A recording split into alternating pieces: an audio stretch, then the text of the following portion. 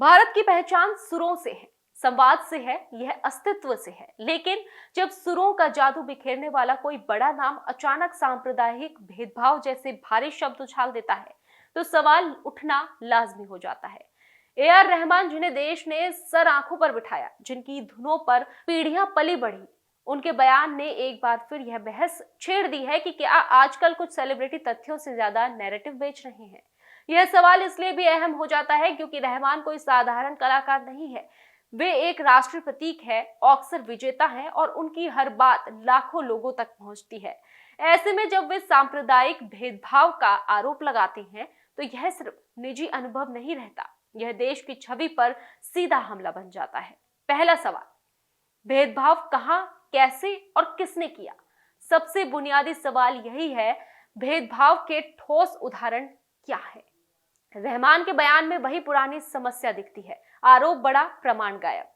क्या उन्हें सरकारी मंचों से रोका गया? क्या उनके कॉन्सर्ट कैंसिल हुए क्योंकि वो मुस्लिम है? क्या उन्हें राष्ट्रीय सम्मान नहीं मिला? हकीकत इससे बिल्कुल उलट है। भारत सरकार ने उन्हें पद्म भूषण दिया, पद्म विभूषण दिया, सरकारी आयोजनों में उनकी मौजूदगी रही, उनकी कला को हर धर्म, हर वर्ग ने सराहा। तो फिर यह भेदभाव किस स्तर पर है? भावनात्मक, वैचारिक या राजनीतिक? दूसरा सवाल, क्या निजी असंतोष को सांप्रदायिक रंग देना सही है? आजकल एक खतरनाक ट्रेंड चल पड़ा है। अगर कोई आलोचना हो जाए, अगर सोशल मीडिया पर सवाल उठ जाए, तो तुरंत उसे सांप्रदायिक भेदभाव बता दो। यह तरीका न सिर्फ गैर जिम्मेदाराना है, बल्कि असल सांप्रदायिक पीढ़ियों को भी कमजोर करता है। भारत में सचमुच जिन लोगों के साथ भेदभाव होता है, जैसे दलित, आदिवासी, गरीब, अल्पसंख्यक, उनकी आवाज ऐसे बयानों की भीड़ में दब जाती है।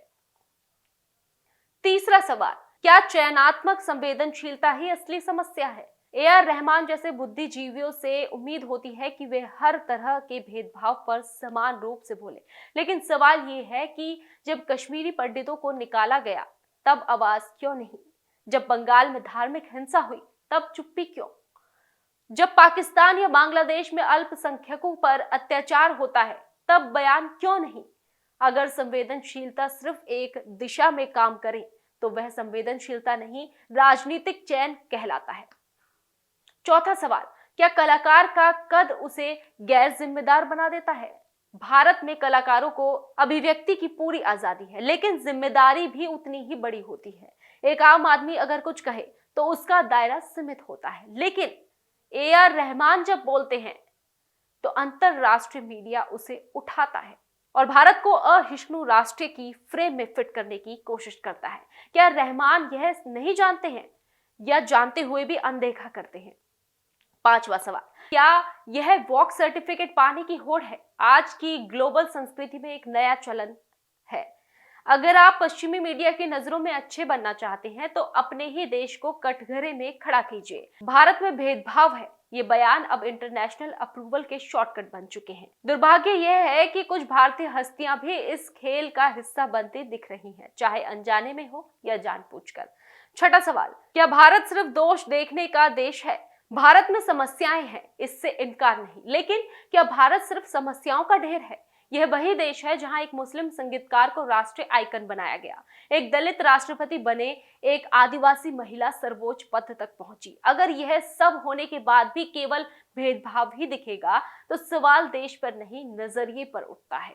ए आर रहमान से देश की शिकायत नहीं, उम्मीद है। उम्मीद कि वे अधूरे आरोप नहीं लगाएंगे, जटिल मुद्दों को सतही नारों में नहीं बदलेंगे और अपनी लोकप्रियता का इस्तेमाल समाज को जोड़ने में करेंगे, तोड़ने में नहीं। आज जरूरत इस बात की है कि भावनाओं से नहीं, तथ्यों से बात हो, क्योंकि जब बड़े नाम गैर जिम्मेदार शब्दों का इस्तेमाल करते हैं, तो नुकसान सिर्फ सरकार का, सिस्टम का नहीं होता, नुकसान देश की सामाजिक बुनियाद का होता है। सवाल आज भी कायम है, क्या यह सच में सांप्रदायिक भेदभाव है, या फिर एक सुविधाजनक नैरेटिव?